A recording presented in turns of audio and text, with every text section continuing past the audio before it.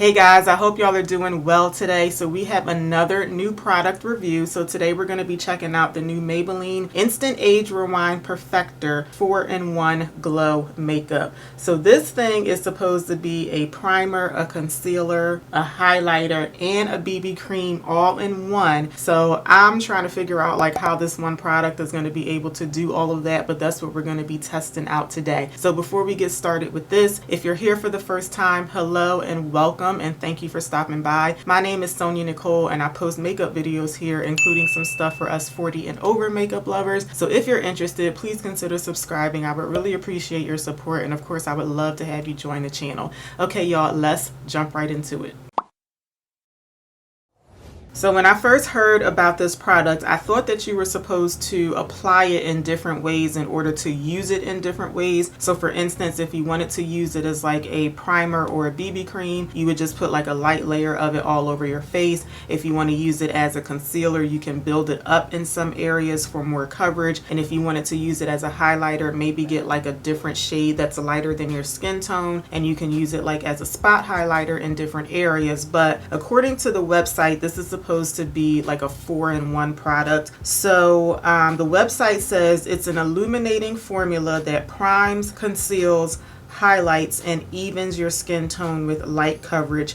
Get the look of primer, concealer, highlighter, and BB cream all in one easy step. So what they're saying is you're supposed to be able to apply this, and then in that one step you're getting 4 parts of your makeup application done in one step. So I hope that makes sense. So I haven't put this on yet, but I think the way that they have described this product is a little misleading. But again, I haven't tried it yet, so I could be wrong. But I think when they say a concealer, I'm thinking they mean maybe it blurs imperfections on your face. And when they say it's a highlighter, I don't think they mean like a liquid highlighter. I think they mean it's going to give you like a natural glow all over your face. But to me, that's different from what a highlighter does. And I'm guessing when they say primer slash like BB cream, I'm thinking this is supposed to kind of like just enhance your skin and just kind of like even out your skin tone. So I feel like this is basically supposed to operate as like a glowy skin tint or a glowy BB cream. So that's how I'm going to be testing it out today. So this is only available in 5 shades, but I think the idea is that the shades are supposed to be very adjustable to a lot of different skin tones. They're supposed to be like really universal and stretchable. So I'll put a picture of all of the shades on the screen for y'all, but I have 2 of the shades. I got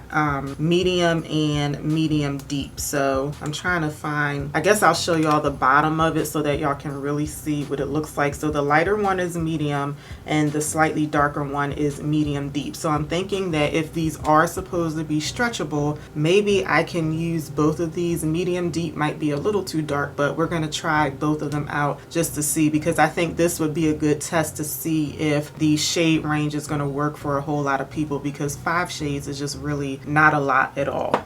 So I think these are available wherever Maybelline is sold, but I got mine from Ulta and they were $12.99. So we're going to start off with some swatches. Now I already know that I don't like this type of applicator. This is the same one that they use on the Instant Age Rewind foundation and concealer, and I just don't like these because number one, I feel like you have to click it like a million times to get product to come out, but I just also don't like this type of applicator. I would have preferred maybe like a doe foot for something like this. But I'm just going to keep on clicking until I see some product. So that actually didn't take very long because the product is already starting to come out. So that wasn't bad at all. So I'm going to start off with a couple of hand swatches. Okay, so here is the shade medium. And if these shades are like stretchable and universal, I should be able to use that with no problem. It might be just a little light for me, but I'm thinking that this one will work. So now let's swatch medium deep. Okay, so this one, the lighter one on the bottom, is the shade medium, and then this one is medium deep. So again, I do think I can use both of these. I may even mix 2 of them together, I'm not sure. So let me just do like some cheek swatches, and I'll blend it out a little bit on my cheek and see if I have to mix the 2 shades together. Okay, I'm gonna swatch the shade medium first. This is the lighter one. And let me just blend this out a little bit.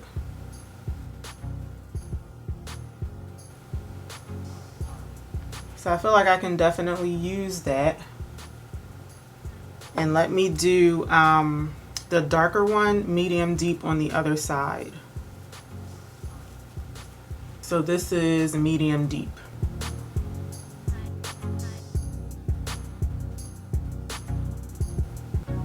It looks a lot darker on my camera for some reason. It might look really dark to y'all on camera, but in my mirror it doesn't look quite as dark. I do actually think I can get away with both of these shades, so I think I am just going to do like a 50-50 mix of both of them. Alright, so since I'm going to be mixing in the two shades, I'm going to leave what I already put on. I'm just going to leave that on my face, and I'm just going to apply a little bit more. And these are supposed to be like a light coverage, so I don't want to put on too much. And I think I'm going to apply this, or blend this out rather, with a sponge. So normally with products that are this light, some of you might prefer to use like your fingers or a brush because they're going to give you a little bit more coverage, but I just prefer to go in with sponges. Even though they tend to soak up some of your product, I like to go in with sponges and then just build them up as much as I think I need to. So a sponge is just, you know, my preference. Okay, so this is giving me very light coverage. Again, remember I did go in with a sponge, so that will, you know, automatically take away some of the coverage. But even though it's giving me very light coverage, I can see a really nice healthy glow going on. Like, so far, you know, first impression wise, I'm liking this. It's not giving like any coverage at all, and I think it claimed to give light coverage. I would consider this like sheer coverage, but I am gonna build it up just a little bit. Yeah, it says it's supposed to even out the skin tone and give you light coverage. I would consider this a sheer coverage. I do feel like my skin tone has been evened out a little bit, and it kind of like blurred a few things, but I would consider this sheer coverage. Like, I feel like it barely covered anything, but I do like this nice like healthy glow that I'm getting on this side of my face. So I think it looks really good so far. I'm gonna go in on the other side, and then I'm gonna build this side up just to see if we can build it up and get a little more coverage. And I'm not gonna put quite as much as the dark shade on here because I do already have a little bit on there from when I was doing the swatches.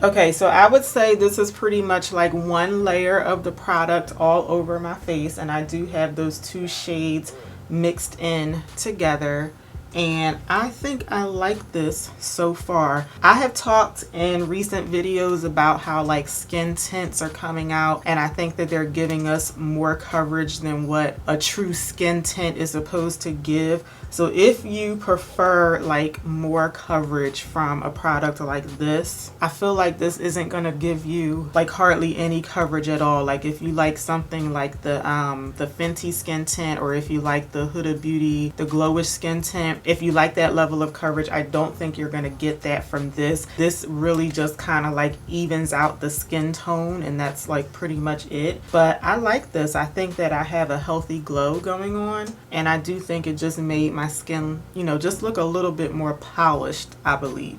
So I'm gonna go in on this side with a little bit more, and let's see if we can build up the coverage any. So I always like to test right on my cheeks to see if products are buildable, because I just have a lot more dark spots on my cheek from like old acne scarring and stuff. So I'm gonna try to concentrate this right on the cheek area.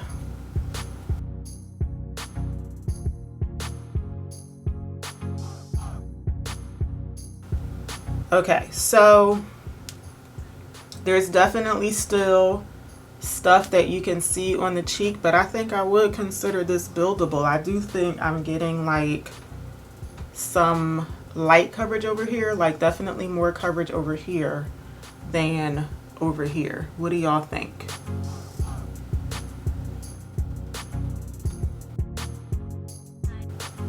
Yeah, I think it actually built up to a light coverage very nicely.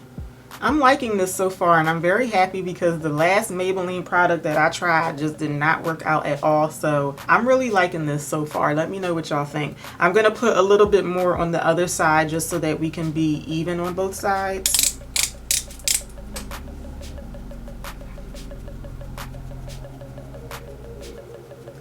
Okay, so I have on what I would consider like a light coverage of the makeup all over my face. So let me know what y'all think about it so far.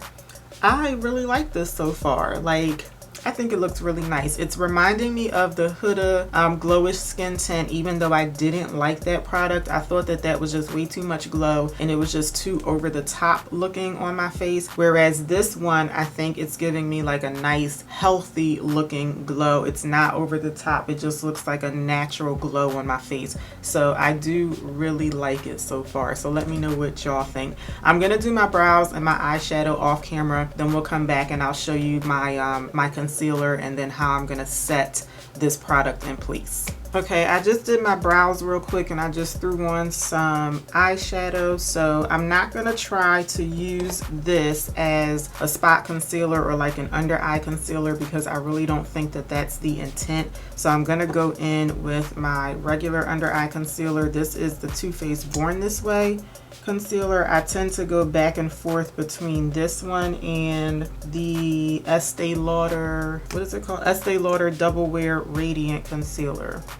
And this Too Faced one, this is the one that I tend to go for when I want to pair a concealer with a skin tint because I think this one just has like a bit more natural coverage compared to my Estee Lauder one. So I always like to blend out the concealer on my chin and forehead with my residual foundation, or in this case, let's call it a BB cream, but I always like to use like residual product on my sponge or my brush because I just think it helps to blend the two shades in together better. And then I'm just switching to a more dense brush to get around the mouth and the under eye area. I just want my concealer to be a bit more concentrated in these areas.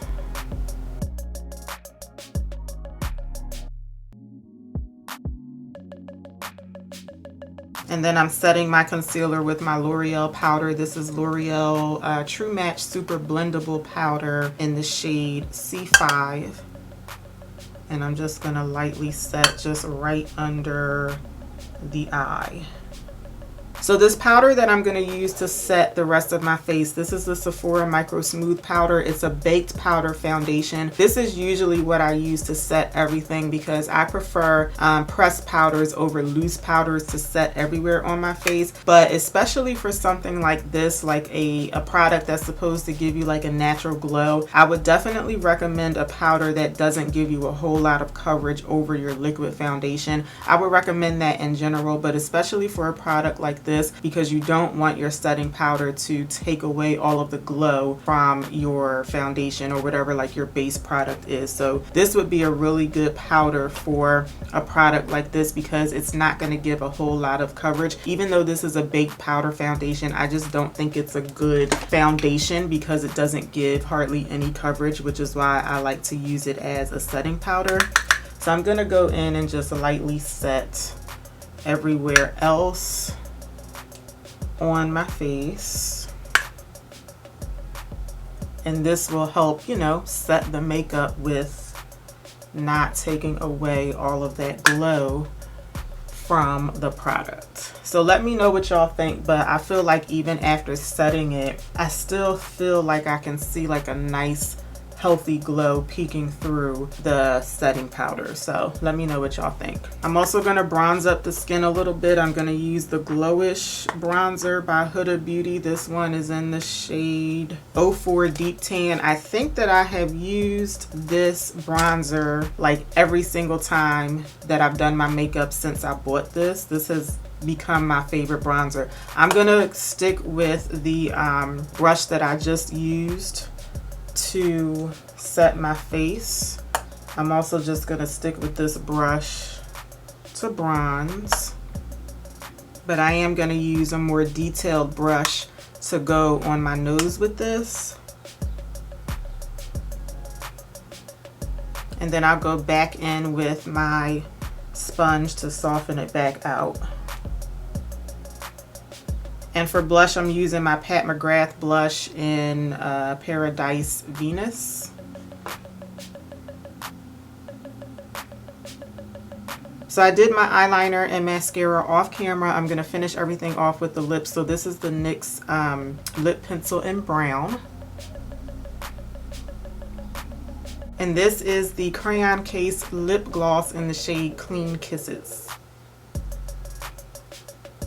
Alright, so here is the finished look for today. I did skip over a couple of things in my routine today, but as always, everything that I'm wearing is in my description box. So I've had this on my face for it's been about an hour because I did have to step away from the camera for a minute. So it's been about an hour so far, and I do still really like it. I feel like I have a nice healthy glow going on, even with this being underneath the setting powder. But remember, I did use a setting powder that to me gives like really light coverage, but I am really liking this so far, and I'm so happy so far because the last Maybelline product that I tried out was just an absolute fail. So I'm very happy right now. So I am going to be doing a wear test so we can see how this looks after a few hours of wear. But first impression, I'm really liking it. So it is a little after 12 o'clock in the afternoon, so I'm going to wear this. I'm going to shoot for 8 hours, but I'm going to wear this for a few hours and then we'll see what we're looking like. So I'll see y'all later on.